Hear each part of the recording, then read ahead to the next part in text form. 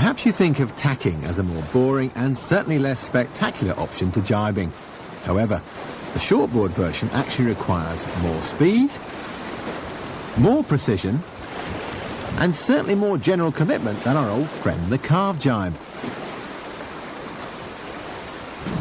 Now, Wally attacks this particular skill with huge confidence, having been tacking longboards for years, only to find that it's not quite the same for two important reasons. If you let the board slow down, it sinks. If you tread around the edges, it tips over. What do you mean, Well? The absolute key tips, therefore, are to carve into wind so you're doing the change when the board is still moving and therefore stable.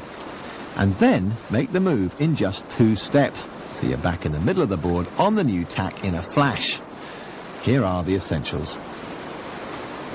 Like the jibe, preparation is everything.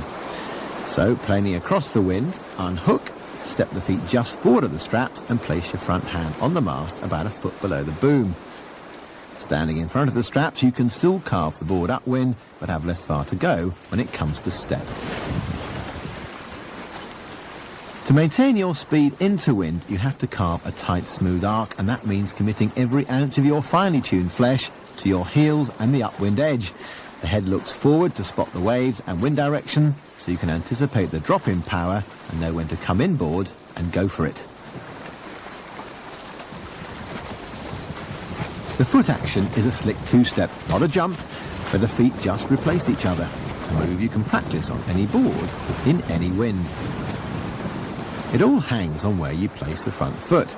You don't just step forward, but actually try to wrap your instep around the UJ. That way the back foot has room to sweep forward and pivot round to take its place, and not for one moment do either leave the middle of the board. And just check the timing. The front foot moves in front of the mast just as you come head to wind. But you don't step around until the nose is through the wind, and that's when the end of the boom is over the centre line and the foot of the sail is touching your back shin. So as you sheet in on your new side, you're already heading on your new tack.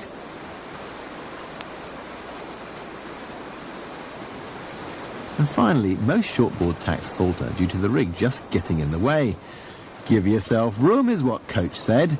Wall obviously doesn't agree and prefers to leave it upright to form an impassable barrier. No way through there, Wall.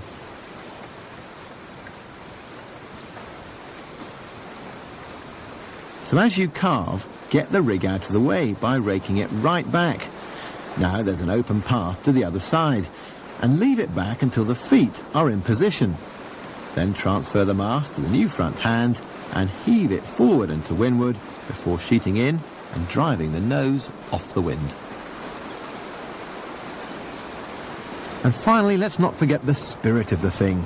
You're battling against the wind, so attack with speed, adopt the agility of a ballerina, and above all, don't hesitate.